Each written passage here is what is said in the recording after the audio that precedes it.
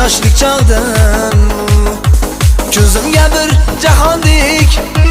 ko'ringan chiroyli ko'nglim bahori bu holat sevgim mardon